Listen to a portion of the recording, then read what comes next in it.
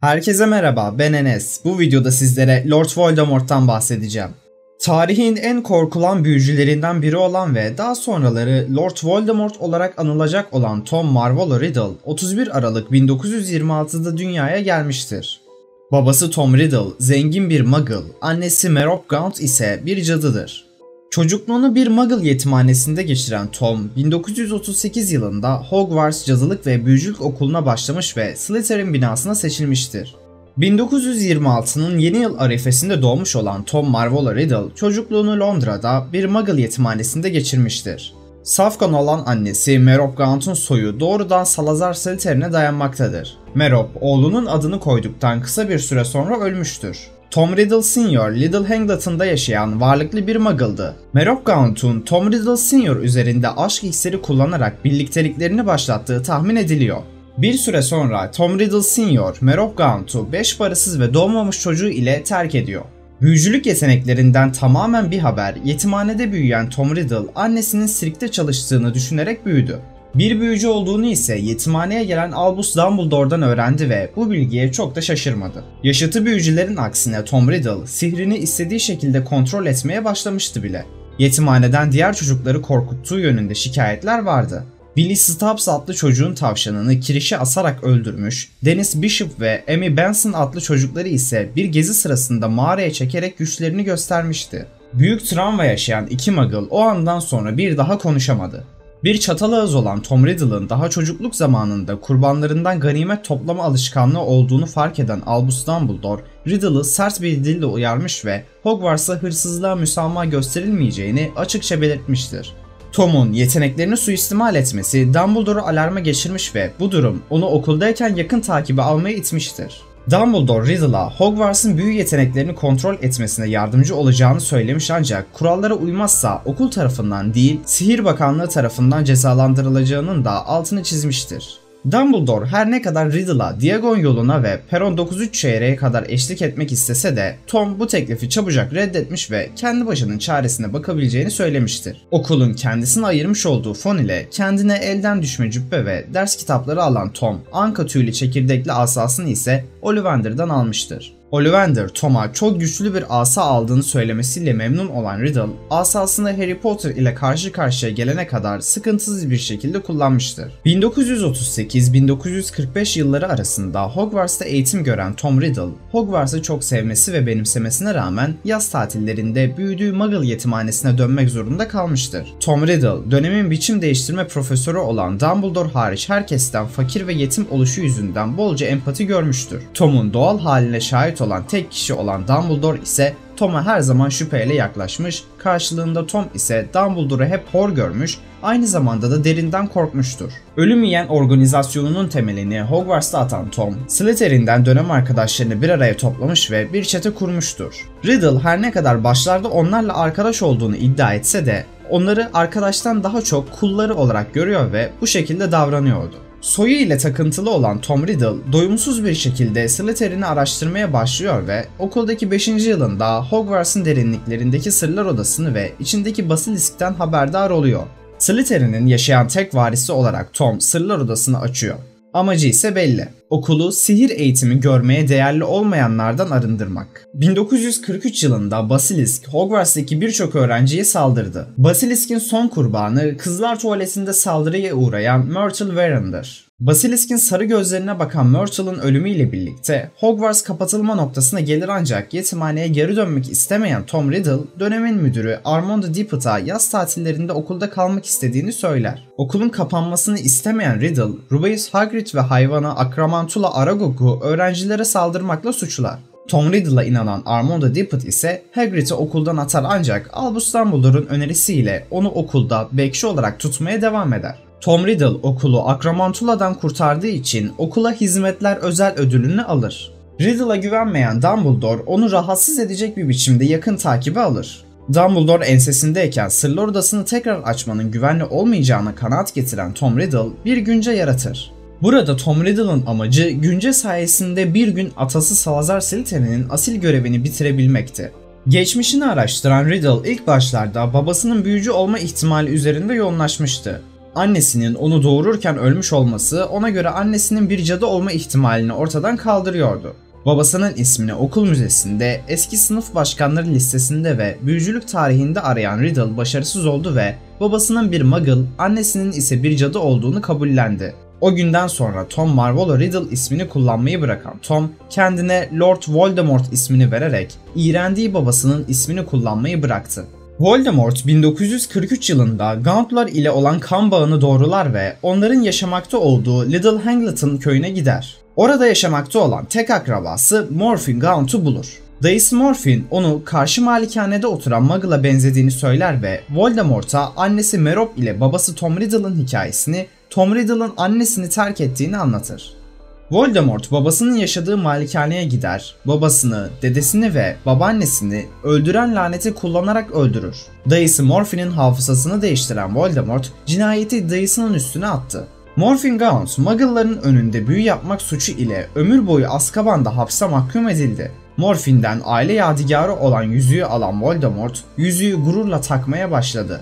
Hogwarts'taki 6. yılında Voldemort iksir profesörü Horace Slughorn'a birden fazla hortkuluk yaratma konusunda sorular sordu. Bu konuşmadan yıllar sonra bile Horace Slughorn kendini suçlu hissetmeye devam etmiş ve Voldemort'un daha ergenlikteyken kendini ölümsüz yapmayı düşündüğünü itiraf etmiştir. Okuldaki 7. yılında öğrenci başkanı olan ve üstün hizmet madalyasını kazanan Voldemort, Hogwarts tarihinin en başarılı öğrencilerinden biri olarak addediliyordu. Hogwarts'tan ayrılmasından kısa bir süre sonra okulda bir hayalet olan Helena Ravenclaw'dan öğrendiği bilgiyle Rowena Ravenclaw'un diyademini bulan Voldemort, diyademi de bir hortkulağa çevirmiştir. Mezun olduktan hemen sonra dönemin müdürü Armando Dippet'a okulda kalmak ve karanlık sanatlara karşı savunma dersinin profesörü olmak için başvuru yapan Voldemort, müdürü okulda kalma sebepleri arasında tatmin edemediği ve bir profesör olmak için çok genç olduğu gerekçesiyle reddedilmiş, eğer hala ilgisi olursa birkaç yıl sonra tekrar başvurması gerektiğini söylemiştir. Tom Riddle'ın bu teklifini Dumbledore ile paylaşan müdür ise bu konuda Dumbledore'dan destek görememiştir. Voldemort ise okuldan ayrıldıktan sonra muhtemelen Arnavutluk ormanlarına gitmiş ve Helena Ravenclaw'un bahsettiği yerden diyademi almıştır. Bir Arnavutluk vatandaşını öldüren Riddle, diyademi bir hortkulağa çevirmiş ve Britanya'ya geri dönmüştür. Tom Riddle kendisine defalarca önerilen Sihir Bakanı pozisyonunu her seferinde reddetmiş ve karanlık nesnelerde uzmanlaşmış, salaş bir dükkan olan Bergen & Burks'ta çalışmaya başlamıştır. Onu tanıyanlar kendisine yazık ettiğini düşünse de Voldemort kendisine verilen görevde, yani insanları sahip olduğu nesnelerden koparmakta oldukça başarılıydı. Voldemort, Bergen & Burks'ta çalıştığı sıralarda yaşlı ve zengin bir kadın olan Hepzibah Smith ile arkadaş olmuştur. Hepzibah Smith, Tom'a ailesinin iki önemli eşyasını göstermiştir: Salazar Slytherin'in madalyonu ve Helga Hufflepuff'un kupası. Voldemort çok değer verdiği bu nesneleri ele geçirebilmek amacıyla Hepzibah'ı öldürmüş ve arkasında en ufak iz bırakmadan kaybolmuştur. Hepzibah Smith'in ev cini Hokey'e de bir hafıza değiştirme büyüsü yaparak cinayeti ev cininin üstüne yıkmıştır. Ev cini sahibesinin yemeğine kakao yerine yanlışlıkla zehir kattığını itiraf etmiştir. Hepzibah ve sıradan bir Muggle cinayetlerini işleyen Voldemort sahip olduğu iki nesneyi de hortkulağa dönüştürmüştür. 10 yıldır kimsenin görmediği Tom Riddle'ın karanlık sanatlar üstünde uzmanlaşmak için uzun yolculuklar yaptığı tahmin ediliyor. Artık kendini açıkça Lord Voldemort olarak tanıtan Tom Riddle, Hepzibah Smith cinayetinden 10 yıl sonra Hogwarts'a gelmiş ve yeni müdür Albus Dumbledore'dan tekrar karanlık sanatlara karşı savunma profesörlüğünü istemiştir. Dumbledore ise yıllar sonra Harry'e Voldemort'un amacının öğrencilere bir şeyler öğretmekten çok okulun sırlarını keşfetmek, Gryffindor'un kendisine ait bir eşya bulmak ve örgüsüne mürit yerleştirme amacında olduğunu söylemiştir. İkinci defa profesörlük teklifi reddedilen Voldemort ise bu pozisyonu lanetlemiş ve o tarihten sonra hiç kimse Hogwarts'ta bir seneden daha uzun bu görevi yürütememiştir. Tabii ki Voldemort'un bu Hogwarts ziyareti tamamen verimsiz geçmemiş, okulda bulunduğu kısa süre içinde Ravenclaw'un diyademini varlığının sadece kendisinin bildiğini zannettiği ihtiyaç odasına saklamıştır. Kendine cadılar ve büyücülerden oluşan ölüm yiyenler olarak adlandırdığı büyük bir ordu kuran Lord Voldemort ve destekçilerinin amacı safkan büyücülerin hükmettiği yeni bir dünya düzeni kurmaktı. Karşısına çıkan kişilere tehdit ve şantaj uygulayan Voldemort öldürmekten de çekinmiyordu. Kayıp olduğu zamanlarda kendini zihnefendi konusunda geliştiren Voldemort, dünyanın belki de en güçlü zihnefendarlarından biri olmuştur. Herkesin aklını okuyabildiği gibi kimin ne hakkında yalan söylediğini de biliyordu. Severus Snape'e göre Voldemort insanların akıllarına girip zihinlerinde sahte imgeler yaratarak onları işkence edebiliyordu ve bundan aşırı zevk alıyordu. Bu insanlar en son kafayı yiyip kendisini öldürebilmesi için yalvardığında ise bu isteklerini yerine getiriyordu. Korku ve dehşetin başlamasının üstünden yaklaşık 9 yıl sonra Voldemort hortkuluklarının güvenliklerini test etmek istiyor. Sadık hizmetkarı Regulus Black'ten ailesinin evcini Kreacher'ı ödünç ister ve onu Muggle yetimhanesinde götürüldüğü deniz kenarındaki mağaraya götürür. Ona kendi icadı olan umutsuzluk iksirini içmesini emreder ve onu mağaranın içindeki adada ölüme terk eder. Regulus'un evcinini çağırması ile evcini sihriyle kurtulan Kreacher, efendisinin emriyle olanları anlatır. Kreacher, Regulus'u adaya götürür. Efendisi madalyonu sahtesiyle değiştirmesi ve hortkuluğu yok etmesi için Kreacher'a emir verir ve iksiri kendisi içer. İksiri içtikten sonra göldeki inferilerin saldırısına uğrayan Regulus ölür. Kreacher ise ne kadar uğraşırsa uğraşsın madalyonu yok edemez. Savaşın 10. yılında Voldemort gücünün zirvesindeyken Sybil Trelawney, Albus Dumbledore'a Karanlık Lord'un düşüşü ile ilgili bir kehanette bulunur. Kehanet, Hogsmeade domuz kafasında kehanet dersi öğretmenliği için yapılan bir mülakatta verilmiştir. Ölüm yiyen Severus Snape kehaneti duymuştur. Ancak Dumbledore'a göre Snape kehanete birebir tanıklık etmemiş, sadece barmen Aberforth Dumbledore'un bağıra bağıra söylediği yarım yamalak versiyonunu duymuş ve kehanetin önemli kısmını bilmemektedir. O zamanlarda kehanetin işaret ettiği 2 bebek vardı.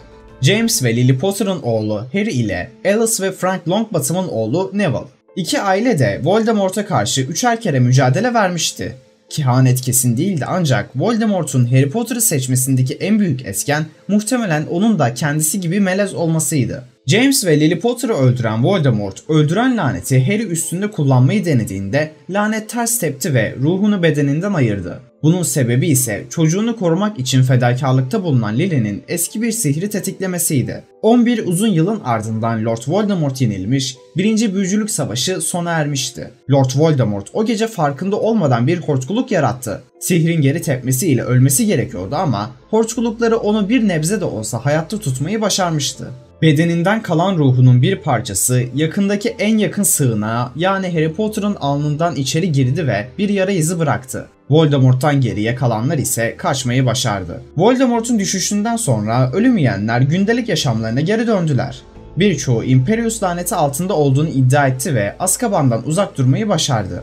Bir kısmı ise efendilerinin yarım bıraktığı işi bitirmek isterken yakalandı ve ömür boyu Azkaban'da hapse mahkum edildi. Örneğin Lestrange'lar. Fiziksel formunu kaybeden Voldemort zayıf ve güçsüz düşmüştü ancak hayaletimsi bir formda da olsa hortkulukları sayesinde ölmedi. Arnavutluk ormanlarına geri döndü ve sadık ölüm yiyenlerinin onu bulacağı günü beklemeye başladı. Bu sırada ise ölüm yiyenler onun öldüğüne inanıyordu. Hayvanların, özellikle yılanların bedenini ele geçiren Voldemort bu durumdan memnun değildi. Çünkü yılan bedeni sihir yapmaya uygun olmadığı gibi kendi varlığı hayvanların yaşam süresini ciddi bir şekilde düşürüyordu. 1991'de Voldemort bedenini kazanmak için bir plan hazırladı. Arnavutluk'ta gezintiye çıkmış Quirinus Quirrell'ın bedenini ele geçirdi ve Hogwarts'a onunla birlikte döndü. Voldemort Quirrell'a tek boynuzlu at kanı içmesini emretmiş ve atın iyileşme becerileriyle kendi bedenine kavuşabileceğini ummuştur. Bir şekilde felsefe taşının Hogwarts'ta olduğunu öğrenen Voldemort planı değiştirir ve Quirrell'a taşı çalması için emir verir. Bu sayede Nicholas Flamel'in icadı olan ölümsüzlük iksirini içebilecekti. Taşı Gringotts 2 kasasından çalmak isteyen Quirrell, kasanın aynı gün erken saatlerde boşaltıldığını ve Hogwarts'a götürüldüğünü öğrenir. Taşı Hogwarts'tan çalmak isteyen Voldemort'un önünde bir dizi engel bulunuyordu. Bu engellerden birini öğrenmek için Hogwarts bekçisi Rubeus Hagrid'i kandıran Quirrell, 3 başlı köpeğin zaafını öğrenmek karşılığında Hagrid'e bir ejderha yumurtası verir. 1. Büyücülük Savaşı'nın ardından taraf değiştirip Hogwarts'ta öğretmenliğe başlayan Severus Snape, Quirrell'dan şüphelenmekte ve sürekli onu göz hapsinde tutmaktadır. Sahte bir mektupla Dumbledore'u bakanlığa çağıran Quirrell, zindanların birine troll yerleştirerek Snape'i de başından def etmiş ve felsefe taşına giden engelleri ortadan kaldırmayı amaçlamıştı. Taşa ulaşmak için engelleri birer birer Quirrell'a aştıran Voldemort, son engel olan kilit aynasının çalışma prensibini çözememiştir. Quirrell aynada kendisini, felsefe taşını efendisine uzatırken görmekte ancak taşı nasıl alacağını bilmemektedir. Sonralardan Dumbledore bu olayı şu şekilde açıklamıştır. Taşı oradan sadece kullanmak istemeyen bir kişi çıkarabilirdi. Voldemort da bunu anlar ve Quirrell'a Harry'e saldırmasını söyler. Ancak ona dokunduğunda ellerinde kabarcıklar çıkar ve derisi yanmaya başlar. Harry ellerini Quirrell'ın suratına bastırarak onda derin yaralar açar ve sonunda öldürür. Lord Voldemort'un ruhu olay yerinden bir kez daha kurtulur ancak yine bedensiz olarak ayrılır. Tekrar Arnavutluk'taki ormanına dönmüş olan Voldemort eskisinden daha da zayıf düşmüş ve müritlerinden birinin onu bulmaya geleceğini ümit ederek yaşamaya devam etmiştir. O sıralarda eski bir ölüm yiyen olan Lucius Malfoy, efendisinin ona vermiş olduğu ve Sırlar Odası'nın tekrar açılmasını sağlayacağını söylediği güncesini kişisel çıkarları için 11 yaşındaki Ginny Weasley'nin okul kitapları arasına koyar. Günce'nin varlığını fark eden Ginny ona yazmaya başlar ve Günce cevap verir. Günce yavaş yavaş kurbanlığının hayat enerjisini emmekte ve kullanan kişiyi kontrol altına almak üzere tasarlanmıştır. Ginny Weasley farkında bile olmadan Sırlar Odası'nı açmış ve Basilisk'i öğrencilere saldırtmıştır. Bir süre sonra ise Ginny kendisini Sırlar Odası'nı kaçırdığı süsünü vererek odaya gitmiştir. Artık iyice güçlenen Günce, Ginny Weasley ve onun hayat enerjisi üzerinde tam bir yetkiye sahipti. Ancak Harry Potter Ginny'yi kurtarmak için tam zamanında yetişir. Basilisk'i Godric Gryffindor'un kılıcıyla öldürür ve Günce'yi Basilisk'in dişiyle yok eder. Bu sırada Harry Potter farkında olmadan bir hortkuluk yok etmiş olur. 1994 yılında eski müridi Peter Pettigrew efendisine geri döner ve ona basit, seyahat edebileceği bir beden yapmayı başarır. Felsefe taşının yok edildiğinin farkında olan Voldemort, eski bedenine kavuşmak için eski bir karanlık iksire başvurma kararı alır. Bu iksirin gereksinimleri ise babadan bir kemik, hizmetkardan et ve düşmandan alınacak kandır. Pettigrew bir bakanlık çalışanı olan Bertha Jorkins'i Imperius laneti ile ele geçirip onu Arnavutluğa getirir ve efendisine sunar. Bertha'dan 3 büyücü turnuvası hakkında bilgileri alan Voldemort, onu öldürmeden önce ona sadık bir ölüm yeğenin varlığından da haberdar olur. Azkaban'da öldüğü düşünülen Barty Crouch Jr. hayattadır ve hala efendisine sadıktır. Plan için Britanya'ya eski evine dönen Voldemort, bahçıvan Frank Bryce'ı öldürür ve Crouch'ların evine gider. Barty Crouch Sr.'a Imperius laneti yapmayı başaran Voldemort, ev hapsinde tutulan eski hizmetkarına kavuşur. Barty Crouch Jr.'a Alastor Moody'nin yerine geçme talimatını verir. Bu şekilde Hogwarts'ta düzenlenecek turnuvaya Harry'nin adını sokabilecek ve ondan ihtiyacı olan kanı temin edebilecektir. Turnuva sonunda Harry sportmenlik gösterip kupayı Cedric Diggory ile birlikte kaldırır ancak kupayı anahtara çeviren Barty Crouch Jr. onları Little Hagrid'in da efendisinin yanına gönderir. Onlar belirir belirmez Cedric Diggory, kıl kuyruk olarak bilinen Peter Pettigrew tarafından öldürülür. Harry ise Riddle ailesinin mezarına bağlanır. İksir için bütün gereksinimlere sahip olan kıl kuyruk iksiri hazırlar ve efendisini insani bir bedene kavuşturmayı başarır. Tekrar bir bedene sahip olan Voldemort, kıl kuyruğun karanlık işaretine dokunarak eski ölüm yiyenlerini çağırır. Ona en sadık olanlar Azkaban'da ölüme terk edilmiş olmasına rağmen Voldemort eski müritlerinin bir kısmının dönmüş olmasından memnundur ve onlara Potter'ların evinden o anki noktaya kadar yaşadıklarını anlatır. Eski anılarından sonra dikkatini Harry üstüne yoğunlaştıran Voldemort, Harry'e Cruciatus ve Imperius lanetlerini yaparak kendini eğlendirir. Harry'nin çözülmesini emreden Voldemort, onunla düello ederek çocuğun sadece şanslı olduğunu, ondan daha büyük bir büyücü olmadığını müritlerine kanıtlama niyetindedir. Düello başlar ve Lord Voldemort'un Avada Kedavra büyüsüne Harry aynı anda Expelliarmus ile karşılık verir.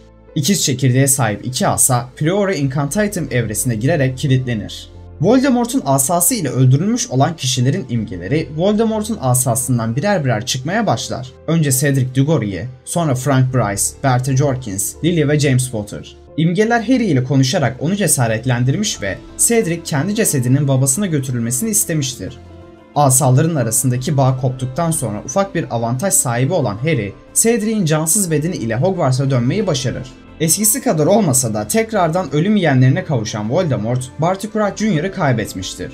Veritaserum beklenip sorgulanmadan ruh emici öpücüğüne maruz kalan Barty, ruhsuz bir beden haline dönüşmüştü. Voldemort'un dönüşünü destekleyecek tek kanıt Harry'nin sözleriydi.